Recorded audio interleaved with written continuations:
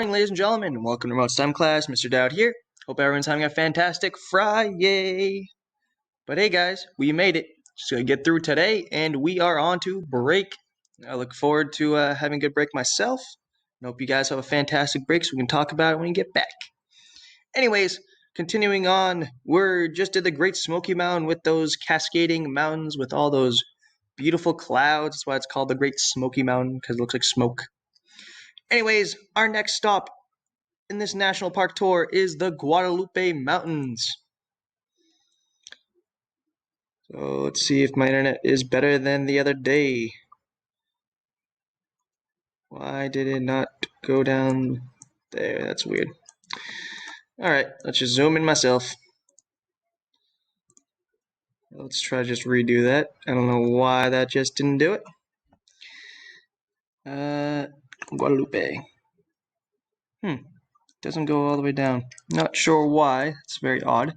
But anyways, you got a picture of it here. So this is the Mckittrick Canyon Trailhead trail that combines desert scrub with mountain vistas, trout streams, and vintage backcountry cabins. So this is in Texas. One cool thing. Good old Texas. Tex-Mex is one of my favorite foods. But yeah, so as you can tell, I don't know why it's not zooming in, but this is very desert-like terrain, as you can kind of tell by the overview. I bet this is the national park. Haha, I knew it. The visitor center. So that's where we are now. Visitor center is next. Next, we go to Pratt Cabin. Now it's working. I don't know why. Just that first place, I guess, didn't have it. So it was a stone and wood Mckittrick Canyon cabin built in 1930s for a geologist, parkland owner Wallace Pratt. So there's a lot of geologists here because with the desert-like stuff. If I remember correctly, Texas used to be billions of years ago or millions of years ago was actually part of an ocean. It was part of the Atlantic Ocean. So there's a lot of old wildlife and stuff. So not an archaeologist, but geologists might be able to find traces of old plant life and marine life from back then. So this is all for them to live in and or hang out when they weren't doing research. Next on the list, the Grotto. It's a small cave filled with stalactites. So these are stalactites, these little hanging things. Pretty cool looking. Offering picnic benches and tables nearby for hikers. So it's just kind of how, I don't know what stalactites are made of. I don't know the mineral. But pretty much it gets dripped down slowly by the minerals and water will drip down from the ceiling. And that's what causes these stalactites. And I think stalagmites are the ones from the bottom, I think. That's what those are. I think. Don't quote me. Not sure. I'm not a geology major. Next, we go to the Hunter Line Shack. It's a historic stone and wood cabin in Mckittrick Canyon, passed by hikers on the Mckittrick Trail. So I assume at some point there should be where hunters could come and relax after their hunt. I would guess. I'm not really sure. Didn't really give a lot of insight. But yeah, just an old shack.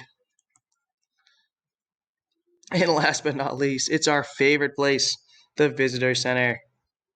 So there's a lot of hiking trails nearby, offering limited services and a short film of the area. And like that, this is a short video. So that is all for today. Hope everyone has a fantastic Friday. I will see you again, not next week, because if you come onto my Zoom call, I will not be here. But the Monday afterwards, I will see you guys. All right, everyone have a fantastic day. Stay safe, and have a great vacation. See ya.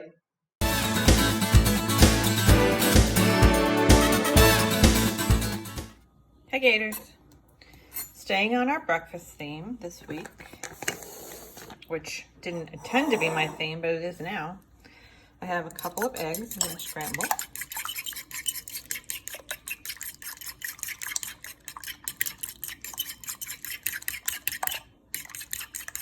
The scrambled eggs. Yay! So I'm going to put some milk in them.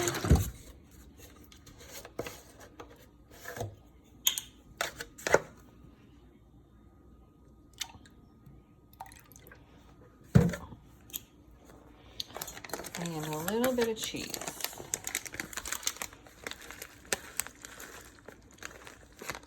Now you can use whatever kind of grated cheese or regular cheese you want. Okay.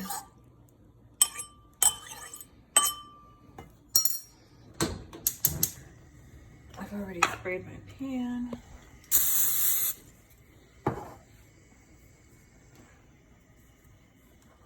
Okay, so I'm going to pour this in.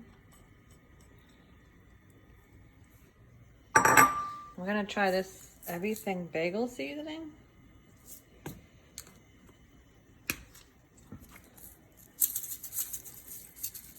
To give it a little flavor. And some salt and pepper.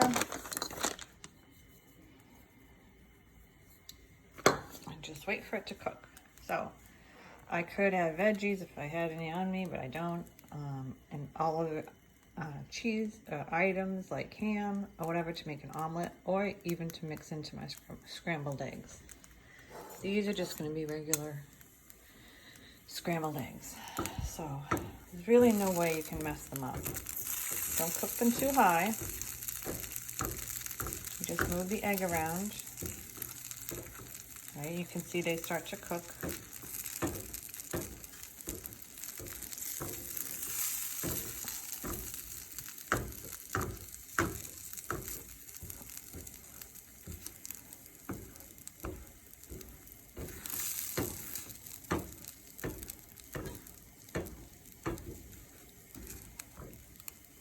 Okay. And this is this is everything bagel seasoning. You can use it. It has poppy seed in it and a little bit of onion and sesame seed. But they make bagels with the same flavor. But you can put it on your scrambled eggs. You can put it on if you're making a bagel with cream cheese, you can put it on the cream cheese. I happen to know by good authority that Mr. Lumley likes it on his scrambled eggs because he told me.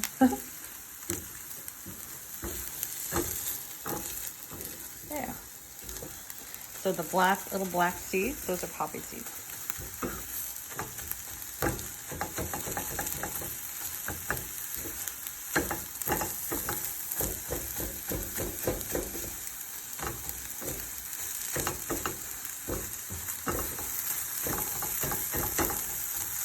You can add as much cheese if you want. If you're like a lot of cheese, you can add more. Otherwise, you can just leave it as is. Just had some grated cheese, so I just added that.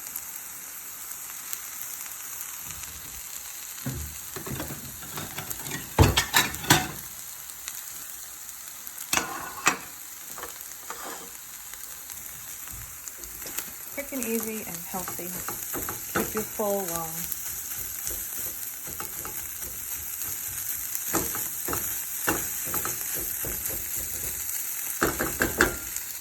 All right, so these are done.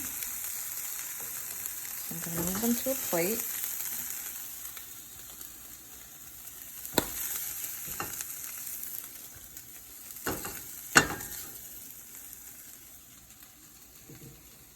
And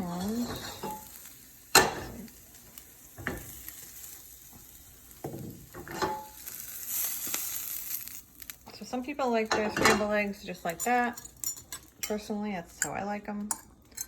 But I also know people that eat them with ketchup or with sriracha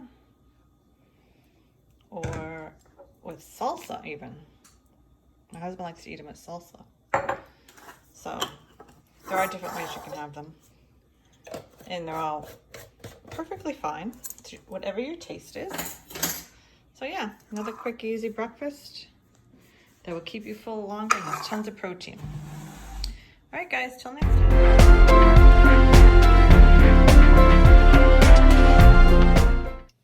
Hey, Gators! Welcome back to Language and Play. Hope you guys had a great week off, and we are going to get started with a bit of our vocal warm-ups to start, okay? So we are going to start the week with red leather, yellow leather. Ready? red leather, yellow leather, red leather, yellow leather, red leather, yellow leather, red leather, yellow leather, red leather, yellow leather. Really focus on the red, where you get into a smile, red leather, yellow leather. Okay? Your face should be moving through this. Red leather, yellow leather, red leather, yellow leather, red leather, yellow leather, red leather, yellow leather, red leather, yellow leather. All right, good. Good job. So, I have a project for you this week. We are in the full-blown season of spring now. So, I'm going to use that as a theme to create a new character. So your job is to create a character based on spring. It can be a fictional character, it can be a real character, it can be basically any type of character you want, but it has to have something to do with spring. All right, your character could be a flower, your character could be a spring animal that comes out in the spring, like a lot of animals hibernate for the winter and then wake up in the spring. That's fine. Your character could be some sort of real-life person that has something to do with spring. Baseball players, things like that. They start their season in the spring. So you guys can have some fun with this, but your character needs to be based on the season of spring. Or your character could even be spring itself. Okay? You could be the character Spring, and you could make a whole play about all the different seasons. So get creative, have fun. I will put a character profile into the Google Classroom for you guys to work on, but you are creating your spring character. All right, can't wait to see what you come up with, Gators. We'll be doing some projects with this throughout the week. All right, go get them.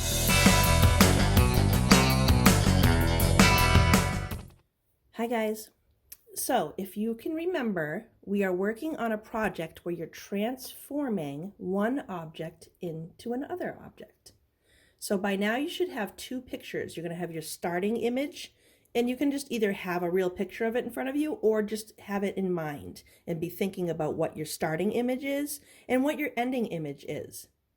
And it's helpful if they're like a little bit similar in look or shape to start. So you can see the umbrella has like that kind of wide, large top and then the long skinny stick in the middle going down. So this little jellyfish has something similar on top and then something skinnier and longer coming down in the middle. So this one really works well. So before we get going with our drawings, I just wanted to take a look at this artist that I talked about last time. His name is M.C. Escher, and he was a master at making this transformation with shapes. So if you look here, you can see this kind of interesting form here, sort of like an ambiguous shape here where you don't really know what it's supposed to be. It's part of the land here, but then it slowly transforms into this bird. So he did it here in like 3 steps. Here's another one. If you look at these white shapes, they're slowly transforming into a bird shape. Same with the black images, slowly transforming into a more detailed black bird. Okay, so I hope you enjoyed looking at this example of M.C. Escher. He's one of my favorite artists. He's pretty cool. That's how you spell his name if you wanted to look up any more drawings of his. So today what we're doing is we are working on our own transformation. So you should be able to do it within 4 steps. If you want to create 5 steps, you can. So that just means you're going to make like, you would make 5 boxes instead of 4 boxes. I'm going to try to do mine in 4 steps, my transformation. So I'm just setting up the space. You don't really have to put it inside of a box if you don't want to. But I just want to make sure that I'm making a little bit of space there for each of my objects. So what we're doing is the first area will be for your starting image, okay? And then this spot's going to be for your ending image where everything's morphed together. So in the middle, you're going to have your transformation happening. So you do your first image here. I'm going to do an eye. Just an eye, like this.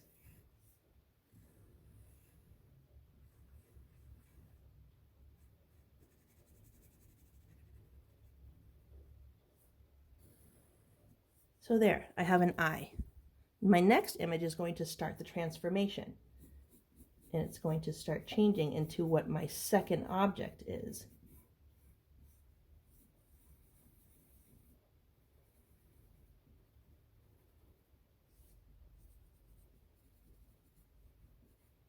So it still looks a little bit like the eye. I don't want to change it too much in the second step. But I do want to start thinking more about what my second object is. Now this one's going to show a lot of transformation because my last one's going to be completely transformed.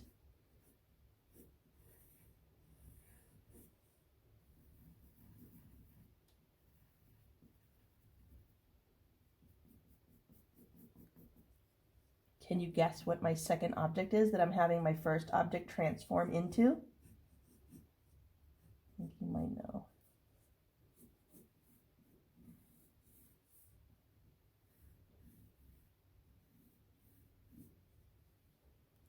A fish. So this one's going to totally look like a fish and not so much like an eye at all.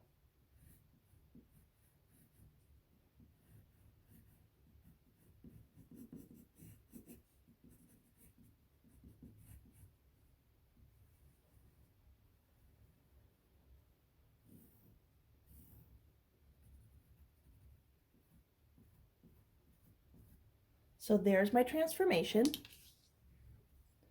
I started out with an eye, and each step moving to the right, I started that transformation. And the last one looks like a fish. So I would like to see you guys do the same thing. You don't have to use an eye and a fish, okay? You're going to come up with your own idea for the first step, your first object that you start with. And what is it going to transform into? All right, guys?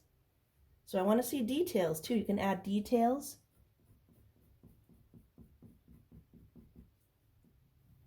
Lots of details help. I could even do like some scales on this guy.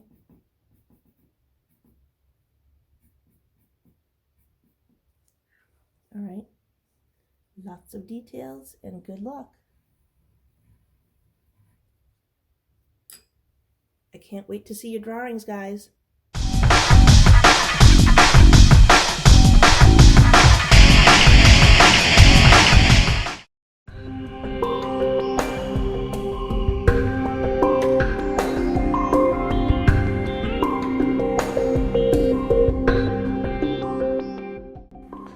Thanks for watching Enrichment TV, Gators. Remember, work hard, be nice, and we'll see you tomorrow.